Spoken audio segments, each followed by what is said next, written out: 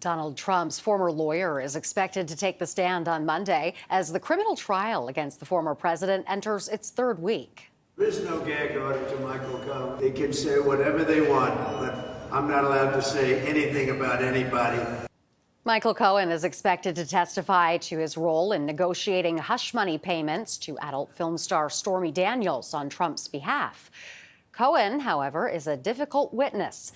The lawyer was federally charged with campaign finance violations, tax crimes, and lying to Congress. Cohen has also been publicly taunting Trump on social media leading up to his testimony. All right, let's bring in Stephen Farnsworth, political science professor at University of Mary, Washington.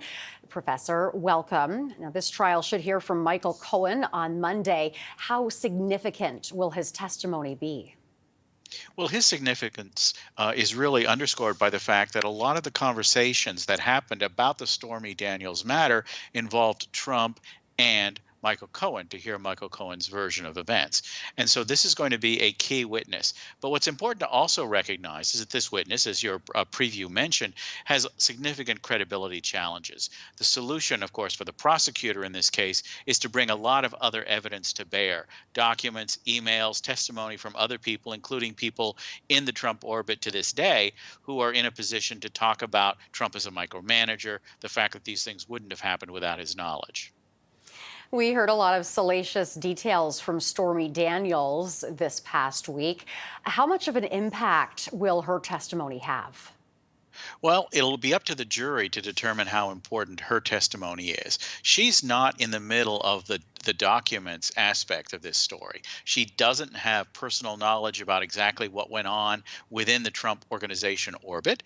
She does, though, of course, know what she has to say about what went on between her and the former president. The reality here is that this is a matter of undermining the credibility of Donald Trump in the minds of the jury. You know, of course, through the last several years that Trump has denied all of these incidents involving Stormy Daniels and other women. The reality that is in front of the jury right now is of a deeply flawed former president, and it seems to me that that's what the prosecutors had in mind when they put Stormy Daniels on the stand.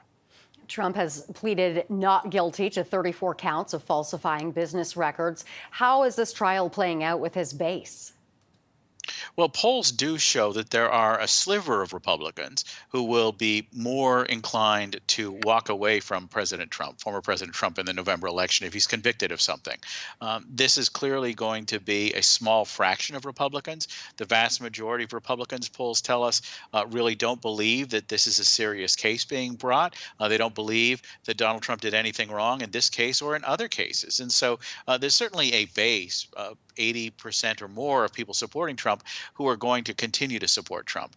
But that sliver could be enough to be a significant problem for the former president as he goes up against Joe Biden in crucial swing states like Pennsylvania, Michigan, and other places where the elections consistently are very close.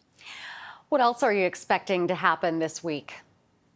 Well, to me, the big question is how the defense, the former president's defense team, will deal with the issues that are going to be raised with the testimony from Trump's former lawyer. Remember, Cohen was at the center of the Trump business operation for years and years and years. He was the guy that they called to put out the fires, to solve the problems, to deal with any challenges that the former president or in that moment, future president faced. And so there is a significant challenge in terms of what Michael Cohen knows that the defense has to deal with. For the challenge, though, there is also an opportunity for the prosecution in that you have somebody who is at Trump's elbow year after year after year talking about how Trump did business. And that's going to be a significant challenge. Whether to believe that this man is a liar and he's lying still or that he's not, that's a question for the jury. And we'll have to see in the testimony and the cross-examination how that very difficult challenge for the jury will play out.